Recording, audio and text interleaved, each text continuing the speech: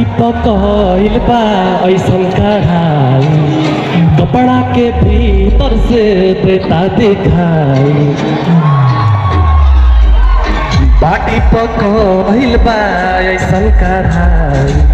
कपड़ा के भीतर से देता दिखाई कहवा से किने लू